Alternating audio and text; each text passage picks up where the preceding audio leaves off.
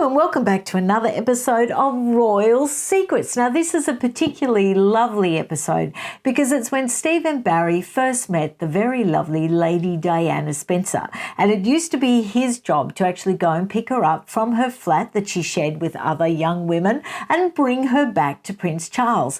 And in the course of doing so, they used to have quite intimate conversations, and it was in one of those car conversations that Lady Diana Spencer actually confessed to Steve and Barry that one day she hoped to have 4 children. Now, Stephen Barry was the then Prince Charles's manservant still in the early days of the marriage and in the early days of Diana being pregnant with William. And he actually tells us about it like this.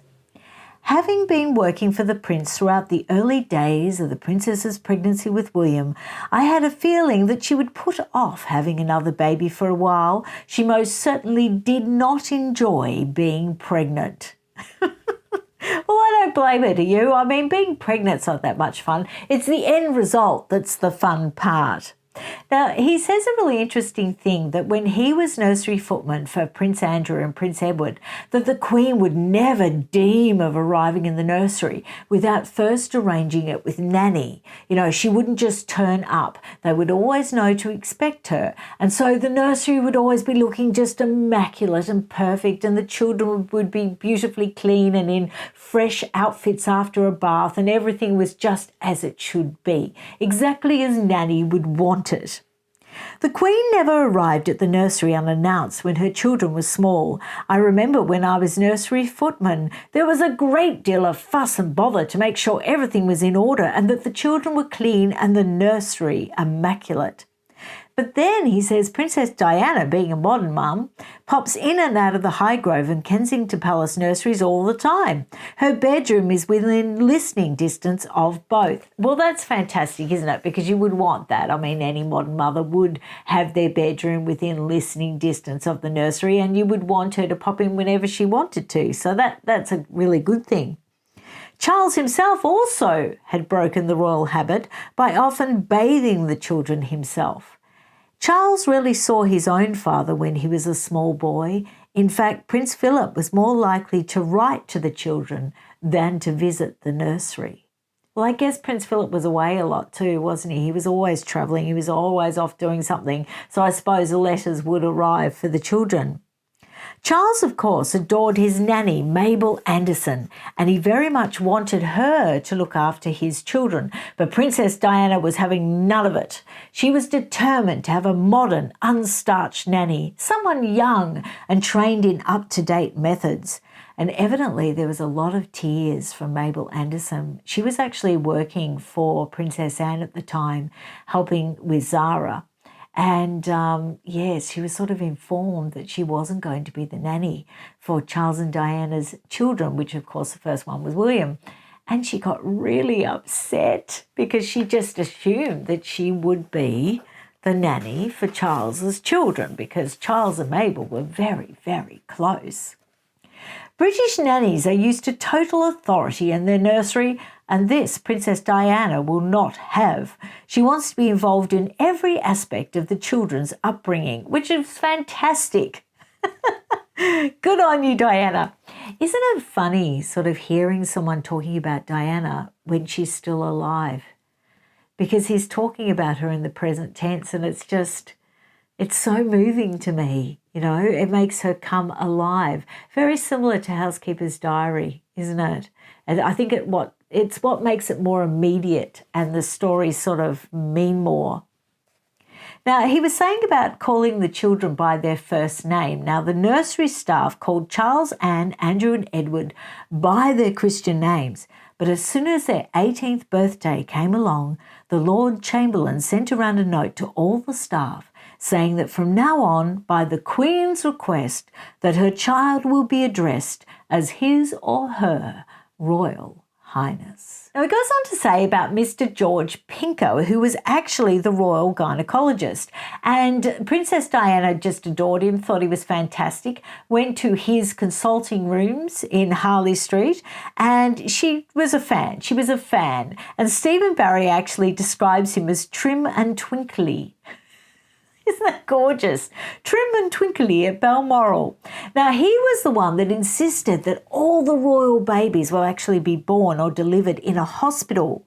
Now, the Queen actually at that point, before William's birth, felt that he should have been born in a palace, that it should have kept up with tradition, not having people, like courtiers watching it happen or anything like that, nothing that sort of old-fashioned, but she just thought that the birth should be at the palace. But Mr. Pinker would not have it, and the princess, who trusted him implicitly, agreed. So now both babies have been born, because Harry just arrived around the time of this book, with remarkable ease at the Lindo ward. Certainly, they are both healthy children. At the time of writing, the Prince's staff haven't come to many conclusions about Prince Harry, except that he seems more placid than his big brother. Placid or sulky? We probably think now that it was more sulky. Isn't that interesting, though? Because in Housekeeper's Diary, they said that Harry was a real little sweetie. And funnily enough, I didn't ever know this, but he was really, really close to Charles. They were really, really close. Diana and William were very close, but Charles and Harry were very close. So imagine how much they miss each other, all because of all the stupid things that happened. Prince William and Prince Henry's nurseries also have an open fireplace. The Prince associates a real fire with coziness, and that is his favourite word.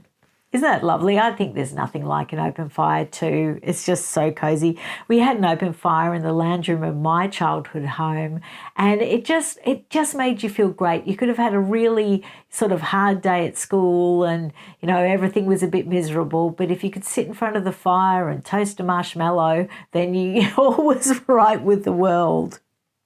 Now, Diana actually wanted to create a nursery within the grounds of Kensington Palace because there were so many royal young mums that had, babies around sort of the age of William. Well, I guess there was Anne's, wasn't there? And there would have been more. But the interesting thing was that William's godmother, Lady Susan Hussey, was great mates with Diana, as well as being the Queen's lady-in-waiting, and she had experience running a nursery school. So she was sort of in cahoots with Diana, trying to get this up and running and off the ground. Now, I don't know whether it ever happened, but they had a lot of fun planning it anyway. Now he gets on to the rumours. In the summer of 1982, the Princess Diana was unhappy and that the marriage was having problems. It was quite true. Everyone at the palace was worried that the fairy tale romance was going to collapse, and everyone was nervous about what Diana would do. She was seen as a bit of a loose cannon. They could see that she was emotionally vulnerable, and they were really worried what she was going to do next. But then Stephen Barry says rather fairly, friends in the palace were telling me that it was not the princess who had doubts about their marriage, it was actually the prince. He had been a bachelor par excellence, tumbling in and out of love with an unerring instinct for picking discreet companions. Now, this is pre-marriage, his bachelor days. And he had two detectives who were not so much detectives, but also quite close friends, and went out of their way to sort of cover up his indiscretions for him. So the princess was not well disposed to people who'd been part of his previous life, probably understandably, and so all their jobs completely changed. The policemen were back to being guardians rather than companions. And he says a really interesting thing about his role, and I thought this was worth reading out. Many of my tasks as manservant to the then Prince Charles was looking after his clothes, seeing he was properly dressed, laying out the right tie and arranging his meals. They were the kind of small things I did because I was paid to do it, but which a young bride would want to do out of love. The job as I knew it had ended, and I decided to resign. The prince was absolutely miserable seeing all the changes of staff all around him, and the princess was being difficult and throwing the odd tantrum, determined to have her way. Well, Well, I can sort of understand that. I think at 19, if I had, sort of suffocating people who were closer to my new husband than actually I was, and I was desperate to try and get closer to him in any way I could, I can understand. I can't excuse her tantrums of behaviour and sometimes cruelty to her staff, which we discovered in Housekeeper's Diary.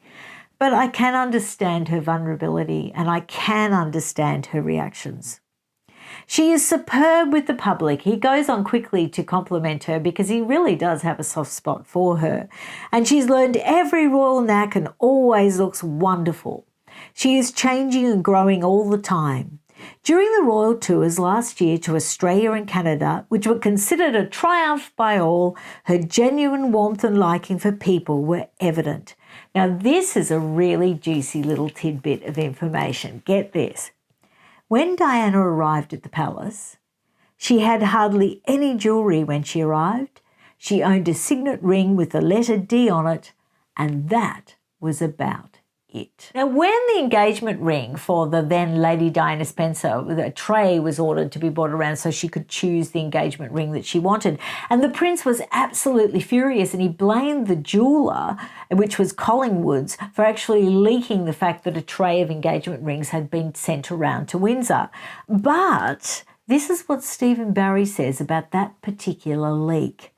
It's strange, really. The royal family always looks to the staff for leaks when they're trying to keep secrets. But 9 times out of 10, the information comes from much higher up.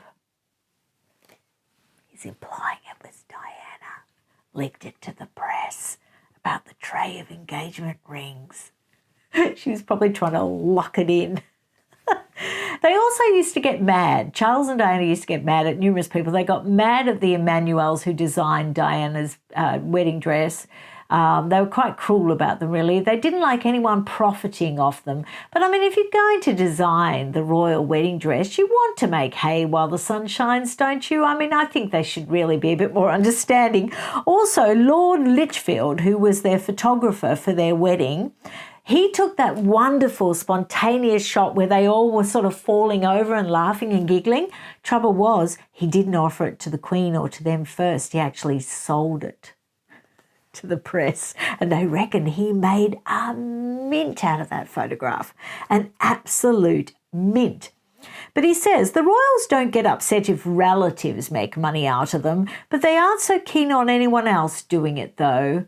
Well, policies changed with Harry and Meghan then because they obviously hate it now. They probably learnt from all their mistakes because in the 80s they were constantly putting out fires, constantly trying to, cover up for all the awful books that were coming out and all the sort of confessional newspaper interviews in the tabloids and all that sort of thing. So I think they wised up over time.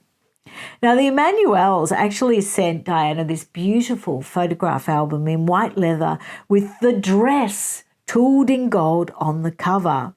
Now, the Princess Diana was quite dismissive and said to Stephen Barry, "Just look at this," the princess said to me, flipping through the pages. "How can I get their silly pictures out and use the book for something else?" Bit harsh. Bit harsh. Now, the princess also talked Prince Charles into giving up shooting. And so the prince gave his guns to Prince Andrew. And all the sort of gamekeepers at all the different royal estates were really upset by this because Prince Andrew was a bit of a, hit and miss sort of jolly guy who wasn't really into shooting. Prince Edward wasn't really into it either. And they were really worried that the art and the craft of the royal shoot was really going to suffer. And he says a really funny sentence. "Prince Andrew's idea of a good weekend is to be at the palace entertaining girls like Coo Stark or dancers from the Royal Ballet while the Queen is at Windsor." I wonder if any of those dancers at the Royal Ballet would care to actually comment below this video and tell us about their little weekend trysts with Prince Andrew. Mind you, it wasn't the first time the prince had given up shooting. I remember once years ago he came under the influence of a girl called Zoe Sallas. Now, have you ever heard about her before? I have never heard about Zoe ever in any other book, so this is rather exciting. She was something of a mystery girlfriend who turned up in 1979. For her, he not only gave up shooting and fishing, but he turned vegetarian too. So the then Prince Charles had a quite serious relationship with this Zoe Sallas. Does anyone else know about Zoe? Let me know down below if you know anything at all about Zoe. Now he goes on to talk about Orthop, and he says that it is actually pronounced Orthop, not Orthorpe. Orthop is a fine house, far grander than many other stately homes, and certainly grander than the Queen's Norfolk home, Sandringham House. And the point he's making here is that Diana wouldn't have overly felt overwhelmed when she came to Buckingham Palace, because her family home was just so beautiful and so glamorous and huge, absolutely huge. So she wouldn't have been overwhelmed by the size of Buckingham Palace.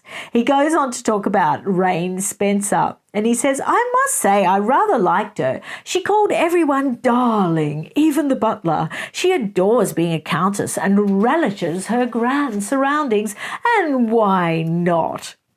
Now, Diana used to get lonely when she first came to the palace, and some of the older staff used to resent the fact that Diana used to go into the kitchens. Now, some staff liked it, used to include her and were friendly and kind, but there was one particular person that didn't like it. It was a yeoman, the yeoman of the glass and china. And I'll tell you this little story. One day the princess came tripping in when the court was at Sandringham, and the staff were particularly pressed. The yeoman said to her bluntly, stabbing a finger at the door, "Through there is your side of the house, your Royal Highness, and through here is my side of the house." She blushed scarlet, fled, and she never went back into the kitchens again. Oh, I feel quite sorry for her for that. I really do. Then he talks about the prince actually buying Highgrove. I could see why it appealed to him. The house is easy to reach from the Buckingham Palace side of London, and also it had another advantage. It was in the countryside, where the Beaufort Hunt meets, making his near neighbours Camilla Parker Bowles and her husband. It also was within easy driving distance of his sister, Princess Anne. Now, this is interesting and rather telling, and he makes a point to this, and he doesn't have to. One of the reasons for buying the house is no longer valid. He does not see the Parker Bowleses anymore. They're a little old for the princess, and she resented stories suggesting that Camilla had been a great influence on the prince in his bachelor days. Well, I think he was. She was. Not many people get a swimming pool as a wedding present, but did you know that a collection was taken up on her family estate, on Diana's family estate, by all the workers, and they raised enough money for a swimming pool for Highgrove, and the army was actually brought in to dig the hole. Now, it goes on to say how, in the end, Highgrove was sort of designed very similar to Kensington Palace, because the designer, Dudley Poplack, was decorated to the princess's mother, Mrs. Shand Kidd. And he tells a story about a butler, Mr. Alan Fisher, who was actually enticed to come to Highgrove. And he used to work for very, glamorous people in New York, but he was enticed to go to Highgrove because they went to Diana's home, and Rain Spencer had actually brought Alan Fisher over to be a butler, saying they were having royalty for the weekend. And Charles and Diana were so impressed that they actually poached him and asked him to come to Highgrove. But he'd had enough, because he was asked to do every single duty you would imagine other than actually be a proper butler. And he couldn't stand it because they didn't entertain enough in those days, and he just thought it was beneath him. "I've had enough," he told me. "I said to the prince, just call me when you've invited 24 for dinner and I'll do it for you gladly." "You didn't," I said. "Oh, yes, I did," he said crossly. And Stephen Barry goes on to say how Diana was falling out with her dresser, Evelyn. Remember Evelyn from The Housekeeper's Diary? If you haven't seen The Housekeeper's Diary videos yet, you've got to go back and look at all those, because then a lot lot of the sort of asides I'm making in this book will make sense. But we learned in the Housekeeper's Diary that Evelyn actually did fall out of favour with Princess Diana, and often Princess Diana was heard to be really sharp and cruel with her. And so she got another favourite dresser around this time, Valerie. And Stephen Barry confirms it was often tears from Evelyn, but she sort of got over it a little bit because she ended up marrying the prince's chauffeur and having her own children, and she ended up living happily ever after. But Stephen Barry points out that he left royal service through the same falling from grace with Princess Diana. The princess barely spoke to me for weeks. When I left, she didn't say goodbye. But then when I met her in the street one day, coming out of Turnbull and Asser, where she'd been to choose some shirts for the prince, she couldn't have been nicer. And then after she got back to Highgrove, Stephen Barry actually rang a mate of his back at Highgrove to see what she said about meeting him. And he wanted to make sure that she knew that he wasn't actually lying in wait for her or anything. And she was highly amused when she got back to Highgrove that she'd actually run into Stephen Barry. So it's unfortunate, isn't it, that they always have these sort of bad endings. The relationships with Diana always start off promising. She's always really, really friendly. And then it seems to always end in tears, just down to her own insecurity. Stephen Barry said that she would get this idea that someone didn't like her, and then she would shut down and go very silent and not include them in everything. So it just did stem from her own security pretty much every time, which is really, really sad. Anyway, I hope you enjoyed yet another chapter of Royal Secrets, and I will be back with another one on next Friday night, and it will be a premiere with live chat. Can't wait. Looking forward to seeing you then. Bye.